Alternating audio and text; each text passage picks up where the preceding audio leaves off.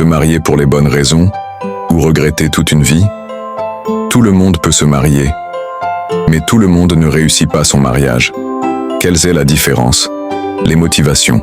Aujourd'hui, on va voir ensemble les bonnes raisons, les fausses excuses et les pièges à éviter absolument avant de dire oui. 1. Les motivations positives, solides et saines.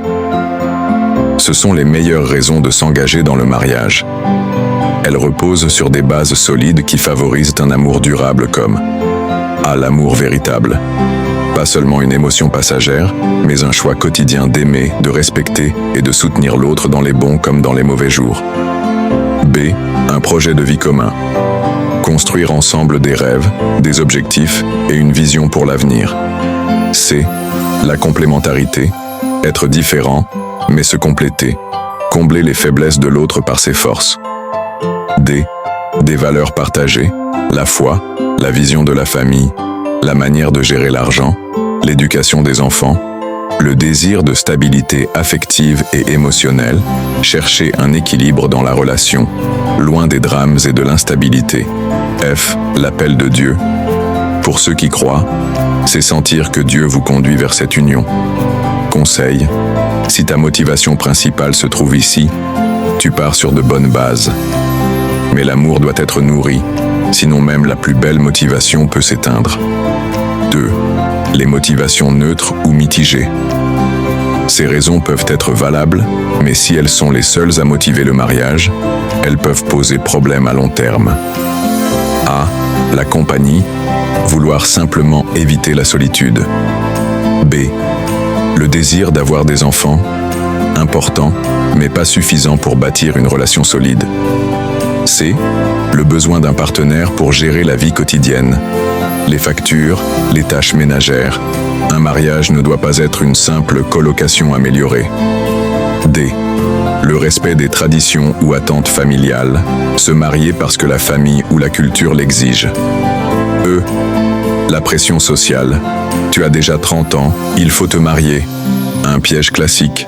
Conseil.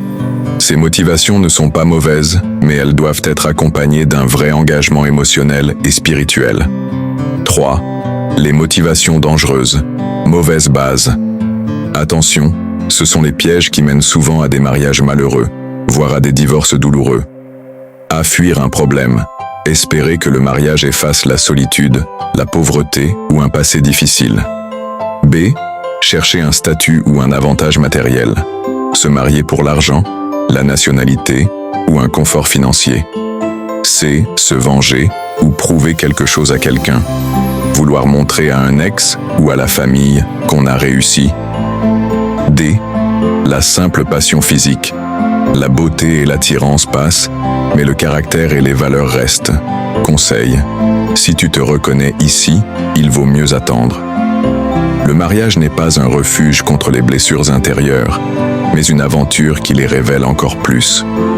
Alors pour conclure, le mariage est une belle chose, mais seulement lorsqu'il est motivé par les bonnes raisons. Avant de dire oui, pose-toi ces questions. Est-ce que je l'aime vraiment? Avons-nous un projet commun? Sommes-nous alignés dans nos valeurs? Ne te marie pas pour fuir, pour prouver ou pour répondre aux attentes des autres. Mariez-vous parce que vous voulez construire, aimer et grandir. Ensemble. Si cette vidéo t'a aidé à réfléchir, laisse un like, abonne-toi pour plus de conseils relationnels et partage-la avec un ami qui envisage le mariage. Souviens-toi, les bonnes motivations construisent des mariages solides. Les mauvaises motivations les détruisent.